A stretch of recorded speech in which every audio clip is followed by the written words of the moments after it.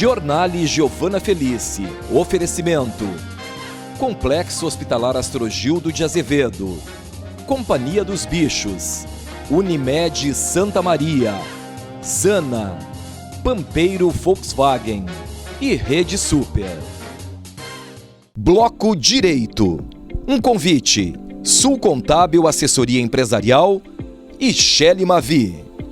O Bloco Direito de hoje traz os esclarecimentos jurídicos e a relevância do advogado Dr. Alexandre Martini, sócio fundador do MMT Advogados Associados, graduado em Direito pela Universidade Federal de Santa Maria, a UFSM, pós-graduado em Direito Agrário e Agronegócios no Instituto Universal de Marketing em Agribusiness, pelo IUMA, pós-graduado em Direitos Difusos, Coletivos e Individuais Homogêneos pelo Instituto de Direito do Rio Grande do Sul, IDRS, e mestre em Direito Público pela Unicinos. Um grande prazer receber a sua distinta presença aqui em nossos estúdios. Seja muito bem-vindo, Dr. Alexandre Martini. Eu que agradeço o convite e espero poder contribuir aí com esse programa que é maravilhoso. Hein? Certamente contribuirá, doutor. Você, como especialista em direito agrário, tendo como parâmetro a última colheita, principalmente do soja e do arroz, doutor, que devido a problemas sérios de estiagem, foi uma colheita atípica, né? E comprometendo aí a capacidade financeira dos produtores rurais. De que forma podem ser resolvidas, né, administradas estas situações relacionadas ao direito do agronegócio? Existe possibilidade de arrolar essas dívidas? Excelente pergunta, Giovana. Esse ano nos deu muito trabalho nesse sentido em virtude da estiagem, que foi muito grande. Então, inúmeros agricultores aí sofreram na pele a situação da colheita reduzida, mas poucos se preveniram. E aí que entra a questão do serviço jurídico. Tu preparar o teu cliente para que ele possa fazer uso das regras que existem para rolamento de dívidas. E no caso rural seria principalmente ligadas ao crédito rural, sim, Giovana. Para o seu próprio benefício, né? Sem dúvida. O crédito rural ele é regido pelo Manual de Crédito Rural, né, que é um manual que rege as instituições financeiras que dão crédito a partir dele, né, cooperativas, até mesmo bancos particulares, mas que tem uma origem rural, né, do crédito rural. Em cima disso, existe um regramento que, em determinadas ocasiões, se pode ou se deve arrolar as dívidas, né? O próprio manual, no item 264, ele descreve que o banco poderá fazer esse arrolamento, mas temos uma súmula do STJ que diz, olha, o arrolamento de dívidas não é uma possibilidade, sim um direito do produtor rural. Então nós temos que nos preparar para quando ocorrerem essas situações, que a lavoura é um negócio a céu aberto, né? Então nós estamos sempre suscetíveis, né? Os problemas de... O produtor está sempre suscetível a intempéries. Então nós temos que estar preparados, né, para correr antes do problema chegar. Claro. Então, dessa forma, o crédito rural ele é dotado de uma finalidade que o diferencia dos demais financiamentos, não é, doutor? Dos demais tipos de financiamentos, tendo como objetivo cumprir uma função, né, uma função social, que é promover a produção de alimentos. Isso mesmo. Seria isso? Isso aí. E quando a gente fala em crédito rural, né, nós temos que estar preparados também, Giovana, para, vamos dizer assim, organizar o produtor antes do vencimento de suas dívidas. E por quê? Nós temos alguns requisitos, né, para que a gente consiga um arrolamento de dívida. Sim. Tá? Então, o que se espera? A gente tem que comprovar para o banco, antes do vencimento de suas dívidas, que houve um evento que não possibilitou a colheita. E nisso se apega o quê? Os decretos municipais de emergência, de calamidade, que geralmente os municípios já fazem pensando nisso. Esses seriam os pré-requisitos para conseguir essa renegociação Com certeza, da dívida? Um dos pré-requisitos. Comprovar para o banco que existiu o problema na minha cidade. Segundo requisito, nós temos que comprovar que não conseguimos ter uma colheita plena. E como se faz isso? Através de laudos, levantamentos fotográficos, né, atas notariais, enfim. Olha, instituição financeira, a minha lavoura, em virtude desse decreto de emergência que houve, eu não consegui colher. E um terceiro requisito que é importante é nós apresentarmos um plano de pagamento compatível com o que eu posso pagar. Uma entrada, mais um parcelamento em tantos anos, mas se utilizando, isso é importante, o Manual de Crédito Rural, ele determina que se utilize os mesmos critérios do contrato original. O banco não vai poder incluir novos juros, novas taxas e nada. Sim. Ele vai ter que arrolar em cima dos mesmos períodos. Mas qual é o ponto mais importante? Isso tudo, para a gente ter um melhor aproveitamento, tem que ser antes do vencimento da dívida. Importante essas suas colocações. Então, enquanto instrumento de política agrícola, ele busca garantir uma melhor estabilidade para o produtor, né, rural, Com certeza. que já está à mercê, né, de inúmeros fatores imprevisíveis que podem assolar a sua produção. Com certeza, com certeza.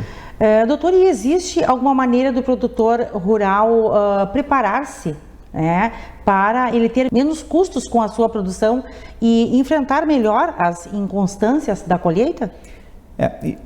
Isso aí vem naquela palavra que eu já referi antes, a prevenção. Nós trabalhamos muito com direito preventivo junto ao agronegócio e dentre elas é uma organização patrimonial. O que seria uma organização patrimonial? Seria retirar a propriedade, o patrimônio da equação produtividade. Não digo produtividade, mas sim da operação.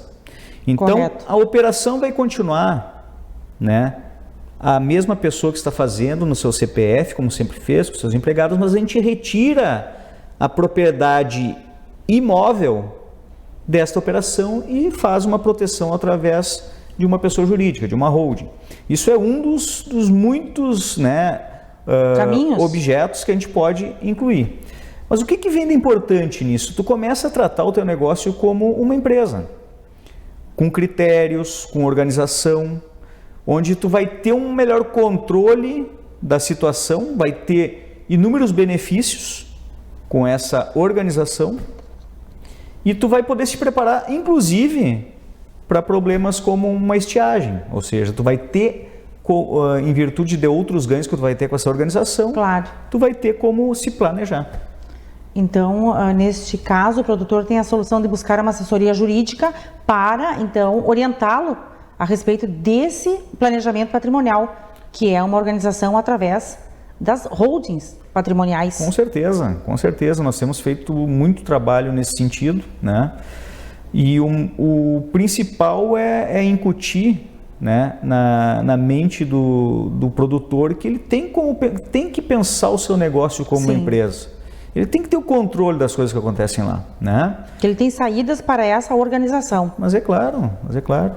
Então, este eu acho que é um ponto principal. E ele vem ao encontro da prevenção. Ele está se prevenindo para futuros problemas. Então, essa holding, né, ela trata-se de uma empresa que possui a maioria das ações de outras empresas que detêm o controle da sua administração. Isso seria numa visão mais ampla. Uma holding rural de um imóvel como os nossos aqui, médios, né? É só para exemplificar. É uma empresa que tu vai criar com o patrimônio e ela vai se tornar uma parceira do produtor com a terra. Então você vai fazer uma parceria rural e é nessa parceria que tu vai ter os ganhos, os benefícios. E resolve tudo nesse contexto. Isso. E para uma melhor compreensão sobre o assunto, quais benefícios trazem a criação de uma holding? Quando nós conversamos ali, que tu me fez o questionamento, o teu questionamento, né, tinha nele o que poderia vir para diminuir os custos. E isso é um dos objetivos, né, no sentido tributário. Nós, em inúmeros casos, temos de diminuição muito grande dos gastos tributários anuais através dessa parceria rural, do meu patrimônio com o meu CPF, né, trabalhando na operação. Então, nós conseguimos diminuir muito a carga tributária. E isso certamente vai ser investido em outros pontos, como produtividade, como implementos e também como um próprio fundo de reserva. Um outro ponto importante do mecanismo da holding é uma proteção ao patrimônio. Ou seja, Ele vai sair daquela equação da operação onde está todo o risco do negócio e vai ficar, de certa forma, protegido, né? Não 100%, mas vai ficar, né, protegido. E um terceiro ponto que é muito importante é o planejamento sucessório.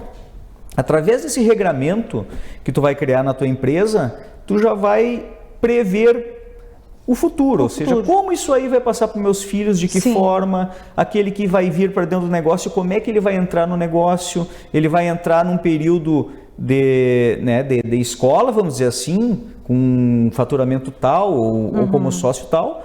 Então, todas essas previsões tu vai prever. Ele minimiza custos, né? Com certeza. Fazendo este planejamento sucessório. Então, realmente são vários os benefícios, né? Você falou em redução tributária, maior rentabilidade, né, para o produtor, segurança do seu patrimônio, né, que é fundamental, mais tranquilidade para produzir, de fato, né? De fato. E o planejamento sucessório, que é determinante, né? Esse é o principal, no meu ponto de vista. Tu vai deixar as regras claras.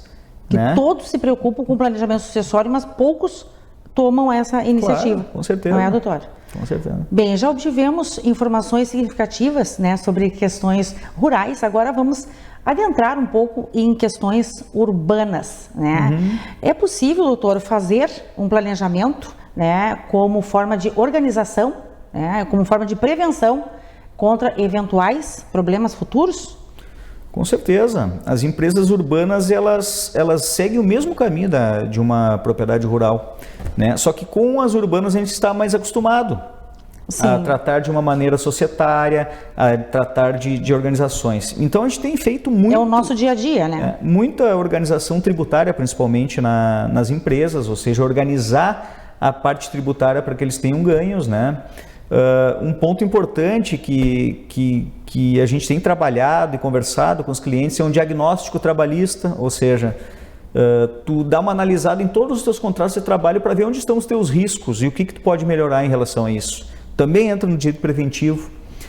E um pequeno ponto, né, que talvez não esteja recebendo a atenção que merece, né, é a organização da sua empresa para LGPD, para a Lei de Proteção de Dados. Que é uma lei que está muito em voga. Sim, ela entrou em vigência e, embora já se tenha nos contratos, né, previsões e tal, muitas empresas não se deram conta de que isso é um assunto muito sério. Não estão levando a sério. Existe toda uma necessidade de preparação da tua empresa para não divulgação desses dados, sob pena de multas altas, né, da própria agência reguladora e das próprias pessoas que se sintam atingidas pela movimentação dos seus dados. Então, isso é um ponto relevantíssimo que nós temos trabalhado muito na mente dos nossos clientes. Organizar a sua empresa em virtude disso, né? Ainda os mecanismos não estão se mexendo no sentido de multas ainda, mas as pessoas que estão prejudicadas já estão se apegando na LGPD para responsabilizar as empresas. Sim. Então, as ações autônomas estão crescendo muito. Eu tenho meus dados vazados que me prejudicou em alguma situação, ou seja, estão me ligando 30, 40 vezes, ou me colocaram me inscreveram num cadastro porque liberaram. Isso está gerando já ações judiciais nesse sentido, né? A Lei de Proteção de Dados, né, ela resguarda o direito essencial de liberdade e de privacidade do cidadão. Com certeza. E nesse sentido, então, é importantíssima a sua orientação para as empresas se adequarem, compreenderem as mudanças, né? Com certeza. Uma vez que vai acarretar em multas altíssimas, né? Tendo em vista que a empresa ela precisa atender a LGPD, então, doutor, e todos os colaboradores também devem ter essa ciência, né, com relação à prática de resguardar os dados dos clientes. Com certeza. Que vai acabar trazendo consequências para a própria empresa. O treinamento é importantíssimo. As empresas têm que tomar consciência de que terão que começar a treinar seus prepostos, porque o que eles cometerem de ilicitude lá vai cair no colo da empresa. Então, isso é um ponto importantíssimo que tu tocou. que vai ser inevitável. Isso aí. Doutor Alexandre Martini, teríamos muito mais a falar, né? Já Muito fica mais. o convite para você voltar em outras edições. Eu agradeço a sua disponibilidade e gentileza em fazer-se presente aqui no Jornal, trazendo informações esclarecedoras, né? E, sobretudo, de interesse público. Foi um grande prazer recebê-lo aqui no Jornal. Prazer foi todo meu, agradeço o convite, estou à disposição. São assuntos palpitantes, Giovana, que a gente pode passar todo o programa falando de um desses 4 que a gente conversou aqui. Mas eu agradeço e tenho certeza que essa informação vai ser muito útil para as pessoas, tanto da área rural quanto urbana. Com certeza, doutor. Muito obrigada. Na sequência, no bloco Saúde e Bem-Estar, a presença da médica oncologista doutora Vanessa Rigo. Volto após o intervalo.